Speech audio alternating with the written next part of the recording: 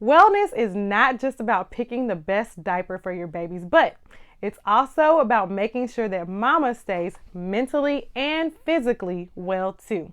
Keep watching to see what I mean.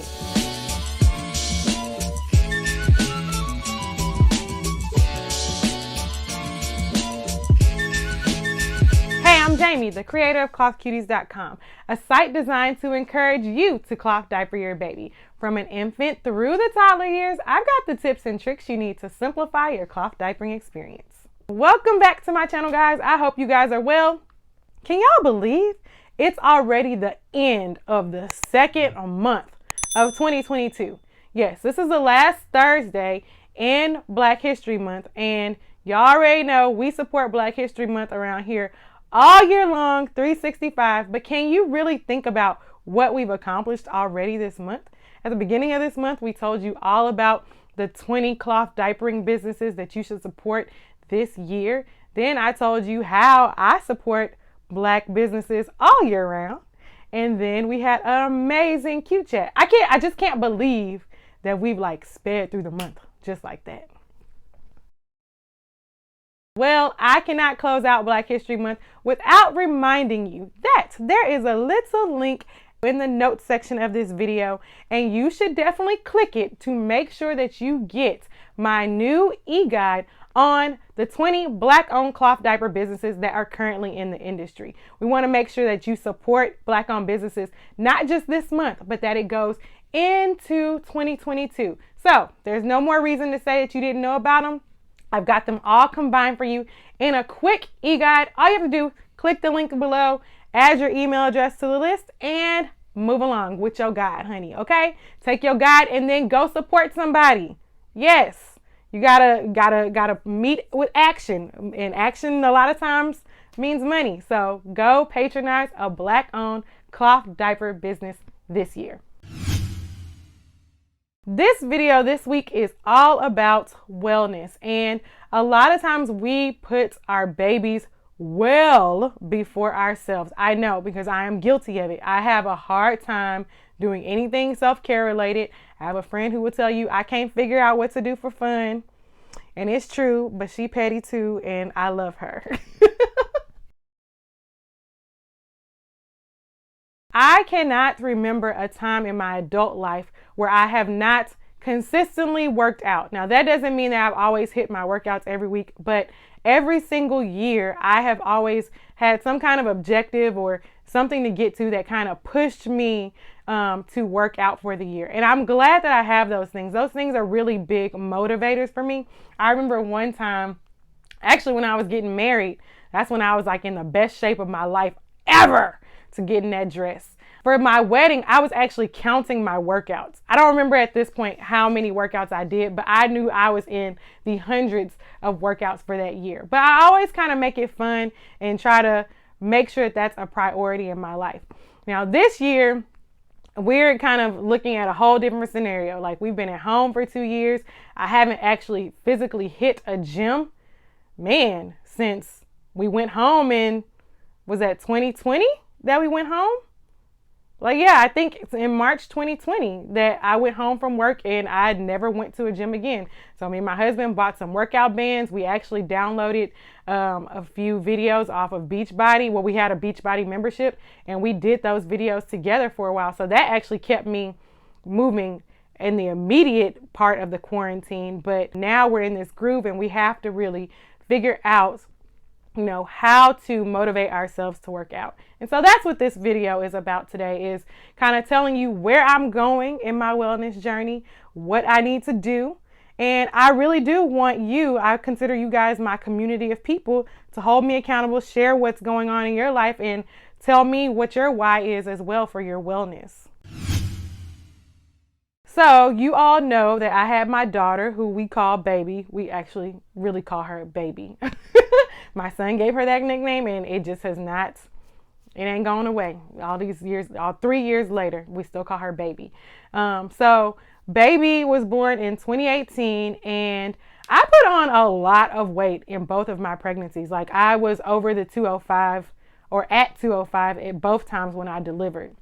But with Baby, I was diagnosed with preeclampsia, and she was supposed to be born around October 11th was her due date, I believe, but she came on September 23rd. And a few days before that, I remember going to that office visit. My blood pressure was sky high. It would not come down. And the doctor was like, you have to deliver this baby this weekend. And I was like, wait, what? Like, I cannot deliver the baby this weekend. Like, I have things to do. One of the big things that I had to do was for my 9 to 5, we take these series tests. I'm in the financial industry, and so there are tests that you take, like Series 66, Series 7, that give you licensure to do the things you need to do in your daily job. So the year I was pregnant, she was actually my good luck charm the whole entire year because I knocked out my management licenses. I was trying to upgrade my career, and that meant that I took the Series 9 and 10. In addition, I told myself, girl, we ain't taking no more tests ever, because I couldn't even imagine.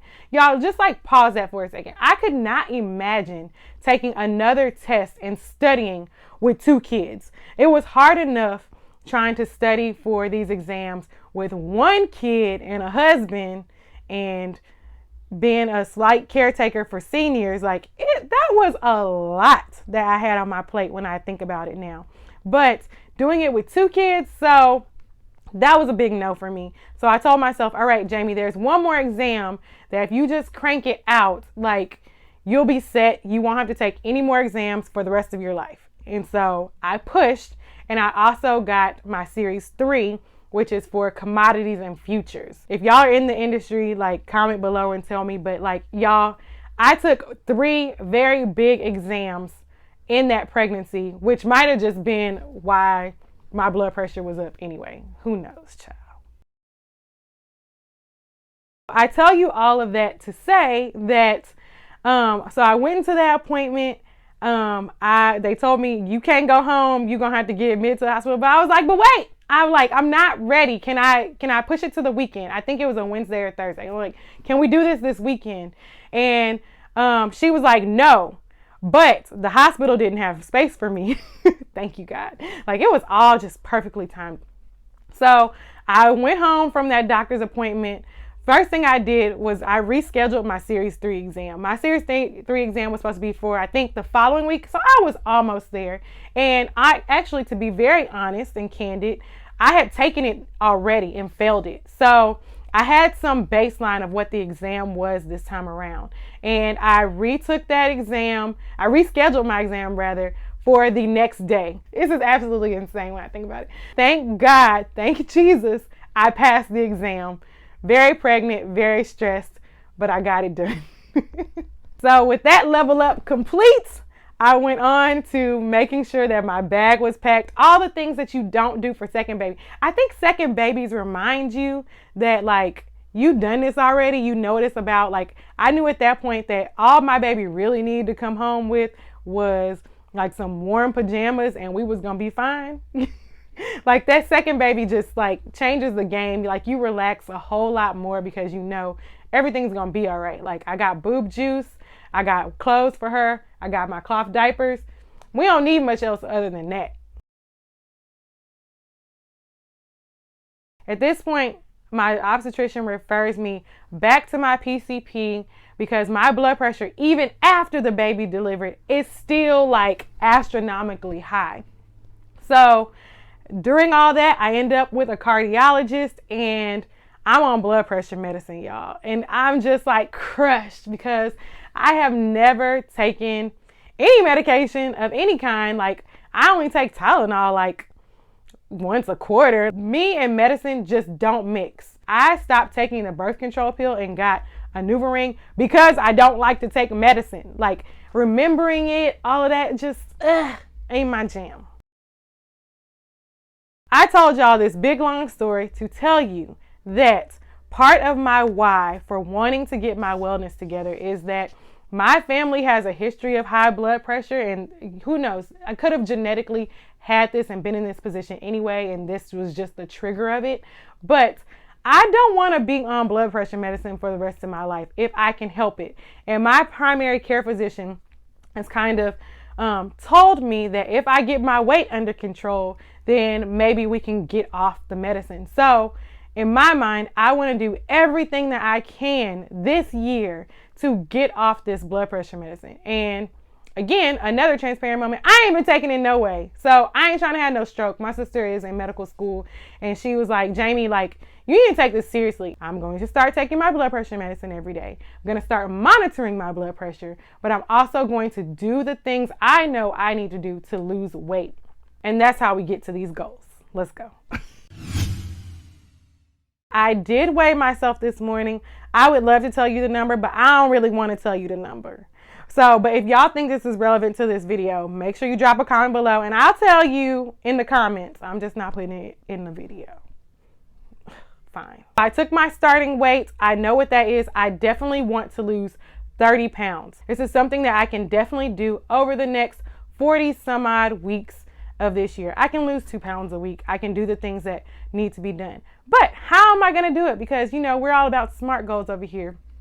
One of the things I'm really excited about is that I have found step aerobics again. I used to love step aerobics. Y'all, I used to go when I was single and hot and no kids and all that. I used to go to 5:30 a.m. step aerobics classes like a few times a week. So in the quarantine, I have found step aerobics again. So one of the things I'm going to be doing a couple of times a week is doing a step aerobics video. That's one way that I'm going to work on hitting my weight loss goals. I'm also going to be doing a personal trainer session one time a week to help with that. And I have to figure out some other fourth workout because my goal is to hit 4 workouts a week. I would like though for that last workout to be something strength training related. So I will probably use one of the apps that I actually really love to use, which is called Fitbod, to help me with that strength training goal and exercise program. Goal number 1 is to hit my 4 workouts a week. The second goal, I told y'all about these water bottles, but look, I have one in my hand and I'm very excited about these because part of my losing weight is I need to drink more water. I need to generally stay hydrated. So I'm gonna do that right now. My goal is to drink 64 ounces of water a day. And I will tell y'all, January was total crap, but you know, we're going to work on that. We're getting better. And now we're going to work on it. We're getting better now, right now. And the last and final thing that I know that I need to do for my wellness journey is to take my blood pressure daily so I know where it is, and also make sure that I take the stupid medicine because I don't want to have a stroke. I hope you guys enjoyed this story time. You guys tell me, what is your why? Why do you want to have a fitter body? Or it has to be more than aesthetics, I would think. Like, yes, I'm here for aesthetics and that's going to be great, looking fab in my dresses and stuff. But there really has to be, I think, a deeper connection to why you're doing what you're doing. One of the other things that I have coming up is a wedding that I'm going to in August in Mexico, and I'm really excited about it. So that's going to be one of my motivations, is that I got to get fit and fine and swimsuit ready for August, right? But really, it's all about making sure that I get off this blood pressure medicine, that I don't have a stroke, so I can live a nice, healthy, long life and raise my kids, y'all. So tell me in the comments below, what is your why and what are you going to do to get there? We got to have a plan. What are we going to do and what are we taking action on? Guys, that is all that I have for you today. I hope you enjoyed this video. Please let me know in the comments below. Make sure that you subscribe to our channel and head over to clothcuties.com. Sign up on our email list. Get that free e-guide about all the Black-owned cloth diaper businesses that are out here in these streets making fabulous diapers. Do that right now. Click the link in the bottom below. Guys, I'll talk to you later. Bye.